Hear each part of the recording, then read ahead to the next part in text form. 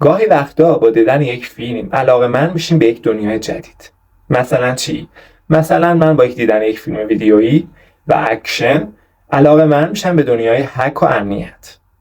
ولی همیشه برام سواله که چطوری میتونم این مهارت رو یادش بگیرم. آیا این مهارت همون جوریه که من توی سینما دیدم یا پشت پرده دیگه هم داره یا دنیای دیگه هم داره یا دنیای متفاوت دیگه که من اونو ندیدم و من از ورژن سیاه اون خوشم اومده یا از ورژن مثبت اون خوشم اومده. امروز با هم دیگه از مسیر هک و امنیت عبور میکنیم و خوب یادش میگیریم و با این شغل و با این مهارت بیشتر آشنا میشیم.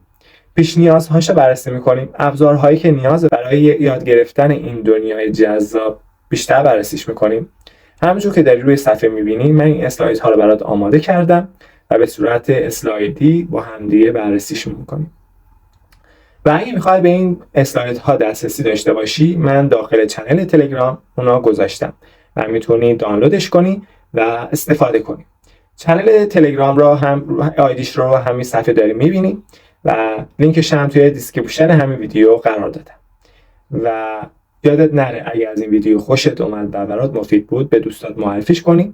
سابسکرایب یادت نره، دکمه زنگوله را بزن که ویدیوهای بعدی من از دست ندی. و اینکه اگه خوشت اومد حتما دکمه لایک و کامنت و نظرت هم به هم بگو. بزن بریم سراغ آموزش. خب میریم شروع میکنیم با همدیگه مسیر یادگیری هک و امنیت. ببین اگه میخوای هکر بشی، خب قبل از هر چیزی باید اینو بدونی که این مسیر مثل فیلم ها نیست که فقط کیبورد زدن و هک کردن و توی 5 ثانیه انجام بدی و بزنی و بری. این دنیای بزرگیه که میتونه آیندت رو عوض کنه. امروز با همدیگه 0 تا 100 این مسیر رو طی میکنیم و یادش میگیریم. با من همراه باش. اول از همه باید بفهمیم که چرا امنیت مهمه. باید اینو بدونی که هر 39 ثانیه یه حمله سایبری توی دنیا اتفاق میفته. فکر کن همین الان یکی رمز کارت تو بزنه یا رمز اینستاگرام تو بزنه. چقدر زندگیت مخدوش میشه و هم میرزه. وقتی که یکی حساب بانکی تو هک کنه، رمز اینستاگرام تو بزنه و نفوذ کنه به برنامه اینستاگرام تو، چقدر میتونه برای تو مشکل ایجاد کنه. خب پس محافظت از حریم شخصی هم مهمه. همونجور که میتونه زندگی تو به هم بریزه، زندگی خیلی از آدم‌ها رو هم میتونه به هم بریزه. پس امنیت خیلی مهمه. پیش از اون چیزیه که ما فکرشو بکنیم مهم و ضروریه. خب بیا با هم دیگه پیش نیازها رو بررسی کنیم. برای اینکه وارد دنیای هک و امنیت بشی، اول باید پایه ها رو بلد باشی. مثل شبکه، بدون اینترنت چطوری کار میکنه. بعد لینوکس رو یاد بگیری، چون بیشتر ابزارهای امنیتی اونجا اجرا میشن. در آخر هم یه زبان برنامه نویسی مثل پایتون یا جاوا اسکریپت که بتونی ابزار بسازی و تحلیل کنی و باش کار کنی، بتونی ازش بهترین شکل ممکن استفاده بکنی. بعد از یاد گرفتن این دنیا و پیش نیازها وارد مسیر یادگیری میشیم. و اول از همه باید سطح تو بدونی. وقتی که شروع کنی این دنیای شبکه، لینوکس، زبان برنامه‌نویسی یاد بگیری، تو مبتدی حساب میشی. بعد از اون وارد سطح نیمه حرفه‌ای میشی. میتونی مفاهیم شبکه، رمزنگاری اینا رو یاد بگیری و به عنوان نیمه حرفه‌ای شناخته میشی. و وقتی که میخوای به وارد دنیای حرفه‌ای ها بشی، باید SQL، اینجکشن و این تست نفوذ، مهندسی معکوس و این چیزها رو یاد بگیری تا بتونی به عنوان یک حرفه‌ای شناخته بشی. یعنی چی؟ یعنی که کسی نتونه به یک سیستم نفوذ کنه، تو اینقدر امنیت اون سیستم بالا ببری. وقتی اینم بگم، اینو کرم بگم، کسی که نفوذ کنه به یه سیستمی به عنوان هکر کلاه سیاه شناخته میشه و کسی که جلوی این نفوذ رو بگیره به عنوان هکر کلاه سفید شناخته میشه. حالا میگیم مبحث بعدی، ابزارهایی که یک هکر نیاز داره. همه ابزارهایی که یک هکر نیاز داره اینجا بهت گفتم. مثلا وایرس شارک برای شنود بسته‌های شبکه، بارب سویت برای تست امنیت‌های سایت و متا اسپلویت برای نفوذ. این ابزارها حکم چاقو برای آشپز را دارن. بدون اونها یعنی آشپزی که چاقو نداشته باشه خب نمیتونه کار کنه، نمیتونه سیب زمینی خورد کنه، نمیتونه پیاز خورد کنه، پس همیشه یه جای کارش ملک.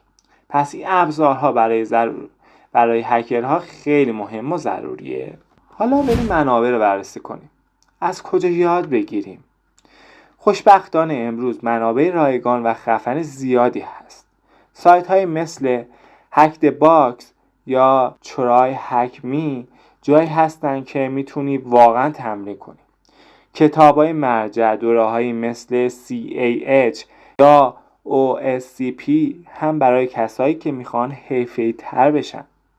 پس منابعم بهت معرفی کردم که از کجا بری یاد بگیری و کتاب ها و مرجع ها و دوره های حرفه‌ای به صورت رایگان دسترسی داشته باشی بهشون. حالا با هم دیگه شغل رو بررسی میکنیم. فرصت های شغلی بی نهایتی توی این مهارت و شغل وجود داره. وقتی توی مسیر جلو بری شغلای زیادی منتظرتن. میتونی تست نفوذگر بشی، تحلیلگر امنیت باشی یا حتی مشاور امنیتی با حقوق خیلی بالا. تقاضا برای این شغل‌ها هر روز بیشتر میشه. حالا اشتباهایی که توی این مسیر میتونی انجامشون بدی. نباید این کارا رو انجام بدی. بزرگترین اشتباهت اینه که فقط ابزارا رو یاد بگیری بدون اینکه بفهمی چطور کار میکنن یا اینکه بخوای غیر قانونی بری سمت هک کلاسیا. این کار فقط میتونه آینده تو رو خراب کنه. همیشه قانونمند برو. همیشه قانونمند پیش برو. به خاطر اینکه هم امنیت خودت حفظه، هم حس حال خوبی داری و هم حس مفید بودن و حس ارزشمندی بالایی داری همیشه. و از همه مهمتر میتونی به کلی دنیا و به کلی آدما کمک کنی. حالا آینده هک و امنیت با هم دیگه بررسی میکنیم. آینده امنیت سایبری پر از فرصت‌های طلاییه. شرکت‌ها بیشتر از هر زمان دیگه دنبال آدمای متخصصن. حتی هوش مصنوعی هم وارد بازی شده. اگه الان شروع کنی چند سال دیگه جزو حرفه‌ای‌ها هستی. پس فرصت و غنیمت بشمار همین امروز شروع کن. حالا یه جمع‌بندی بکنیم از این مبحثی که امروز با همدیگه بررسی کردیم. پس اگه واقعا میخوای هکر بشی همین امروز اولین قدمتو بردار. مسیر سختیه ولی آینده فوق‌العاده‌ای داره.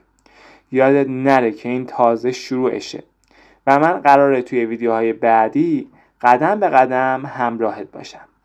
از همه مهمتر من میخوام مسیر یادگیری دنیا و مهارت‌های دیگه را هم بررسی کنم. اگه به این مبحث و به این مهارت علاقه‌مند نشدی اصلاً مهم نیست. من مهارت‌ها و دنیای دیگه را هم بررسی میکنم. پس حتما چنل یوتیوب منو سابسکرایب کن که از مباحث و مهارت‌های دیگه که من میذارم اطلاع پیدا کنی، با خبر بشی و بررسیشون کنی و به دنیایی که علاقه داری و سریعتر پیدا کنی. خیلی خوشحال شدم که با من همراه بودی. امیدوارم که این ویدیو برات مفید بوده باشه و کلی چیز خفن ازش یاد گرفته باشی و حتما اگه از این ویدیو خوشت اومد به دوستات معرفی کن، لایکش کن و نظرتو توی کامنت ها بهم بگو و بگو دوست داری مسیر یادگیری چه حوزه و چه مهارتی رو توی ویدیوی بعدی بهت بگم. خدا یار و نگهدارتون باشه تا ویدیوی بعدی. خدا نگهدار.